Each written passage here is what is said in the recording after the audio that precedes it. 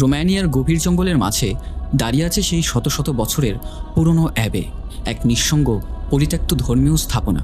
তার পাথরের গায়ে জমে থাকা শ্যাওলা আর ফাটলগুলো যেন বলে দিচ্ছে এখানে অনেক কিছু ঘটেছে, যেগুলো চোখে দেখা যায় না, শুধু অনুভব করা যায়।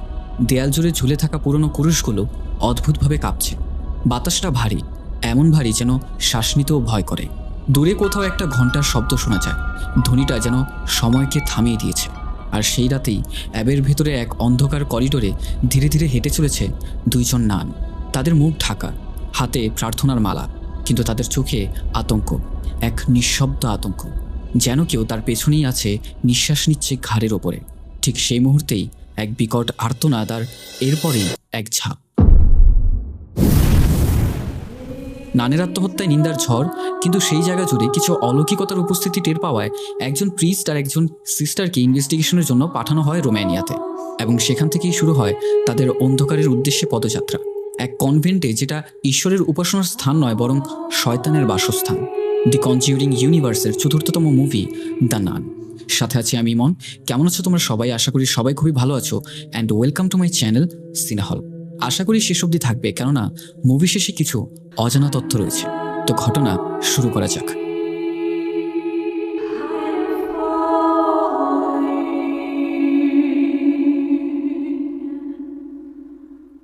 এই ঘটনার সূত্রপাত 1952 সাল থেকে।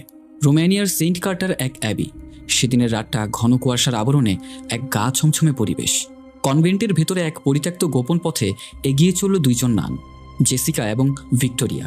তারা কোনো এক বিষয় নিয়ে খুবই চিন্তিত, তাই সংশোধনের জন্যই এখানে আসা। হাঁটতে হাঁটতে এক কক্ষের কাছে এসে পৌঁছায়। দরজায় স্পষ্ট রোমানিয়ান ভাষায় লেখা ফিনিথিক দিউ, যার অর্থ ঈশ্বরের সঙ্গ এই পর্যন্তই। সিস্টার জেসিকা ভিক্টোরিয়াকে বাইরে প্রার্থনা করতে বলে ভেতরে প্রবেশ করে, এবং কিছুক্ষণের মধ্যেই এক বিকট চিৎকার। রক্তাক্ত অবস্থায় জেসিকা বাইরে এসে ভিক্টোরিয়ার হাতে একটা চাবি ধরিয়ে দিয়ে বলল, তুমি জানো কি করতে হবে, তাড়াতাড়ি দরজা বন্ধ করে দাও। এই শয়তান পৃথিবীতে আসতে চায়, এবং এর জন্য তার একটা শরীর প্রয়োজন। এটা কোনো মতেই হতে দেওয়া যাবে না, না হয় সব শেষ। কথাটা বলতেই তাকে কোনো এক অজানা শক্তি ভেতরে টেনে নিয়ে যায়। চার্চের সেই হোলি ক্রস উল্টো হয়ে যায় এবং তাতে আগুন লেগে যায়। ভিক্টোরিয়া এতটাই ভয় পেয়ে যায়, যার ফলে সে গেটটা লাগাতে পারেনি। তার এই ভুল এবং শয়তান যেন তার দেহে প্রবেশ করতে না পারে, এই ভেবে ঈশ্বরের কাছে ক্ষমা চেয়ে আত্মহত্যার পথ বেছে নেয়। এবং দেখা যায় নানদের পোশাকে সেই শয়তানকে। সকাল হতেই ডেলিভারি দিতে আসা এক যুবক অ্যাবের বাইরে নানের ঝুলন্ত দেহ দেখতে পায়। নানের এই আত্মহত্যার ঘটনা গ্রামে এবং শহরে নিন্দার ঝড় ওঠায়। ভ্যাটিকানের প্রিস্টরা বেশ চিন্তিত, কেননা নানের আত্মহত্যায় মানুষদের চার্চ থেকে বিশ্বাস হারিয়ে যাবে। উচ্চপদস্থ বিশপ, যিনি ভ্যাটিকানের গুরুত্বপূর্ণ ধর্মীয় কর্মকর্তাদের মধ্যে একজন, সে এই ঘটনার তদন্তের জন্য ফাদার বার্গকে ডেকে আনে। তাদের কাছে এই নানের আত্মহত্যার ঘটনাটা বেশ সন্দেহজনক, কারণ সেই পরিত্যক্ত অ্যাবি নিয়ে লোকালসদের মাঝে অনেক গুজব ছড়িয়ে আছে। এই তদন্তের জন্য তার একজন মেয়ে দরকার, কারণ কনভেন্টের ভেতরে ছেলেদের প্রবেশ নিষেধ। তাই বিশপটাকে একজন সিস্টারকে সাথে করে নিয়ে যেতে বলে, যার নাম আইরিন। এখনও অবধি সে সন্ন্যাসী হওয়ার শপথ গ্রহণ করেনি। ফাদার বার্গ রোম থেকে চলে যায় লন্ডনের এক মনেস্টারিতে।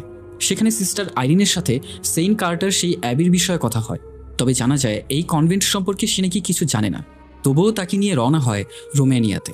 আজ সকাল সকাল দুঃস্বপ্ন দেখে ঘুম ভাঙে সেই ডেলিভারি বয়ের। গেট খুলতেই ফাদার বার্গ আর সিস্টার আইরিনকে দেখতে পায়। সুন্দরী মেয়ে দেখলেই তার মাথা নষ্ট হয়ে যায়। শুরু হয় ফ্লার্টিং। তার নাম জানতে চাইলে সে জানায় তাকে ভালোবেসে লোকেরা ফ্রেঞ্চি বলে ডাকে। ফাদার বার্গ সোজা কথায় আসে যে তারা চার্চ থেকে এসেছে এবং এই অ্যাবির ব্যাপারে জানতে চাচ্ছে।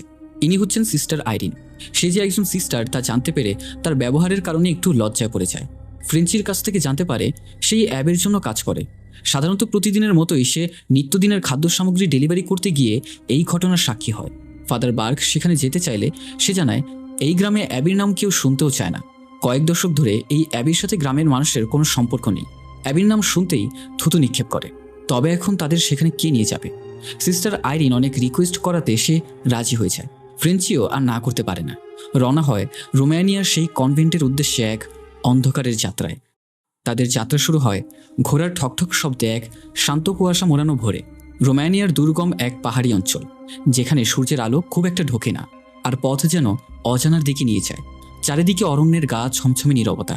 যাত্রার সঙ্গে সঙ্গে আবহাওয়া যেন অস্থির হয়ে ওঠে, আর এক অদ্ভুত ঠান্ডা হাওয়া যেন